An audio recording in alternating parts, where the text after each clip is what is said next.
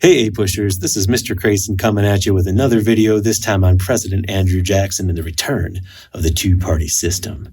But first, let's contextualize. In order to understand how this two-party politics system came back, we first must understand that there was one party for a while during the era of good feelings. So just to recall, in December of 1814, the Federalists met in Hartford, Connecticut at the Hartford Convention and spoke ill of the Democratic Republicans, spoke ill of the War of 1812 that they thought was a forever war they'd never get out of, that the Democratic Republicans started, and even spoke of potential secession of New England states. But of course dismissed that. However, they looked as un-American as can be as a result of this convention, and they soon started to lose their influence. The Federalist Party faded away, leaving only the Democratic Republicans for a bit. So we've got James Monroe that is going to be kind of the heart of this era of good feelings for the Democratic Republicans. And he's elected to 2 terms in office. And here now in 1824, the election of 1824, this is where we'll get our 2 parties back. So let's go into that a little bit now. In the election of 1824, 4 Democratic Republicans ran for president. You had William Crawford, Andrew Jackson, Henry Clay, and John Quincy Adams.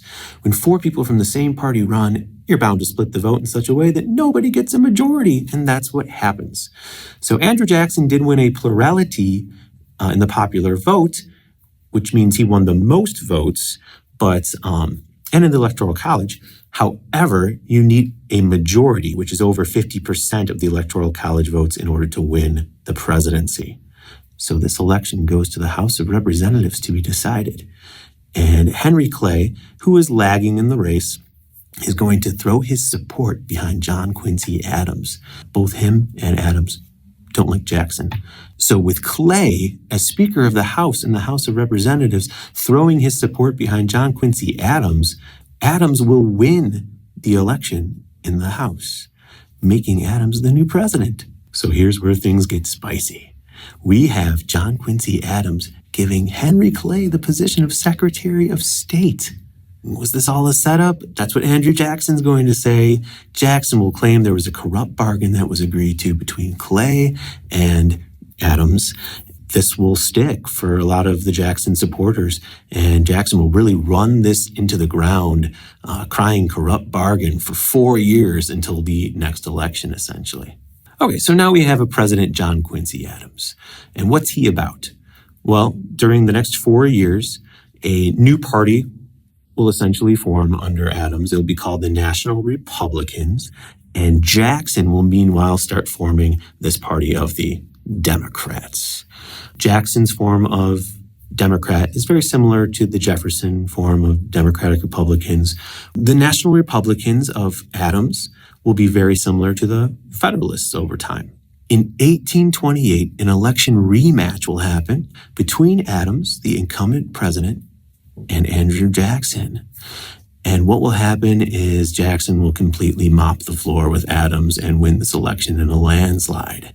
Let's contextualize again. In order to understand how the election of 1828 could have gone to this outcome with Jackson winning, one must first understand the rise of mass politics and universal white male suffrage. So slowly over time, with the addition of new states in the Ohio River Valley like Indiana and us, Illinois, and also in the Louisiana Territory with Missouri, we have new states that are getting rid of property requirements for voting.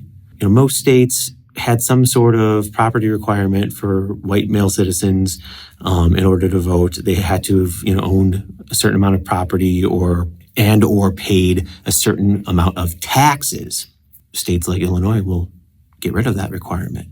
So now it's open to all white male citizens. And this slowly started spreading to other already established states. They start rewriting their constitutions to include now universal white male suffrage. Now you have a much bigger voting population of people that are eligible to vote, and a lot of them are not highly, college educated. Many of them are what we would say are like the common man. And Jackson knows how to appeal to these common men. He himself says he was a common man because he did have a very modest upbringing initially. He will also really drive home that whole corrupt bargain accusation against Adams to get these common voters riled up. And it works. So in 1828, he wins that election by a landslide, and the Democrats now are in office. So in 1828, we've pretty much solidly created a two-party system again now. As president, some of the highlights of Jackson's career include not allowing the Bank of the United States to be rechartered. Congress had passed a rechartering bill in 1832, and he vetoes it. Why? He's the president of the common man, and the common man doesn't trust the national bank, who they accuse of being in the pocket of wealthy businessmen.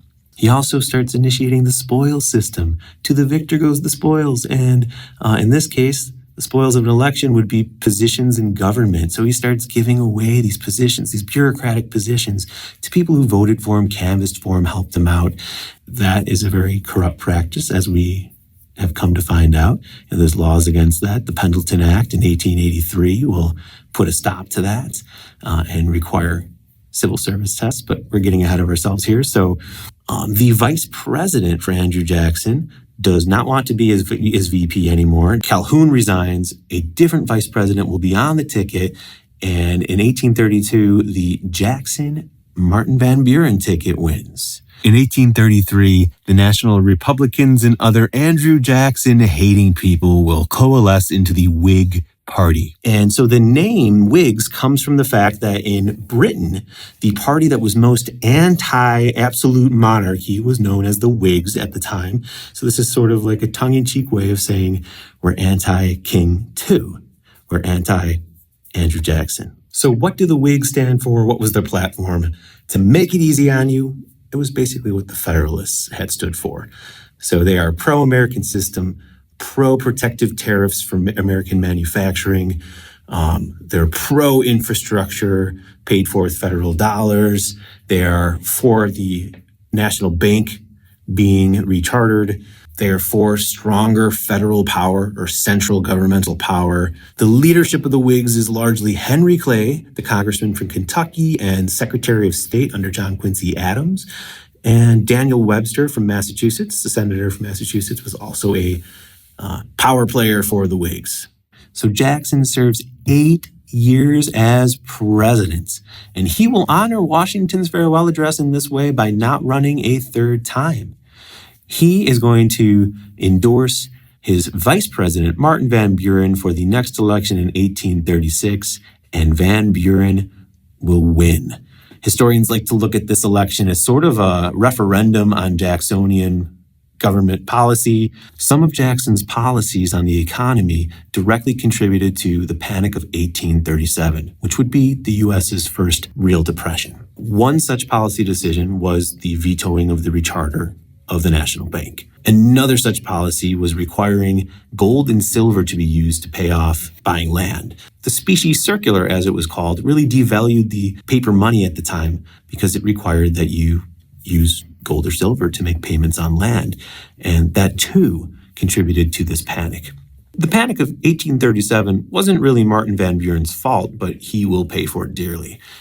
In addition to a lot of allegations of him being not a common man, not a champion of the common man, but, he had golden spoons in the White House, people alleged. He was this privileged man and did not represent the common people anymore. So in the election of 1840, William Henry Harrison will play the common man card now. So he will take a page out of the book of Jackson, but this time for the Whigs. When we look at this election, it's kind of seen as one of the first sort of very modern elections where there's mass politicking going on. It was known as the log cabin and hard cider campaign because these log cabins on wheels would be rolled into these rallies and they'd start passing out hard cider to the crowd. And the crowd would get riled up and spirited. And, it was quite an event to go to one of these Harrison rallies. The 1840 election was also the birth of the campaign slogan. The slogan for Harrison was Tippecanoe and Tyler too. It's pretty catchy. There's even a song written about it. And the story behind it is, William Henry Harrison was a war hero. So he fought in the Battle of Tippecanoe against the Shawnee. And this was back in 1811, right before the War of 1812. And he was the victorious general, so he got a lot of glory from that, and he's riding that glory. And John Tyler was his vice president. They win the 1840 election, and now we have a Whig in office. A really sad note about William Henry Harrison is he only gets to enjoy his presidency for 32 days, as he will, on his inauguration night, give the longest speech in presidency history, over 8,000 words long, will catch pneumonia and pass away. So his presidency is short-lived. John Tyler will take the helm. Tyler himself wasn't a very staunch Whig, so some of the Whig platform will get lost in translation during his presidency. You probably didn't know about the Whigs prior to APUSH, and there's a reason for that. They are short-lived. And in 1854, the Kansas-Nebraska Act will pass.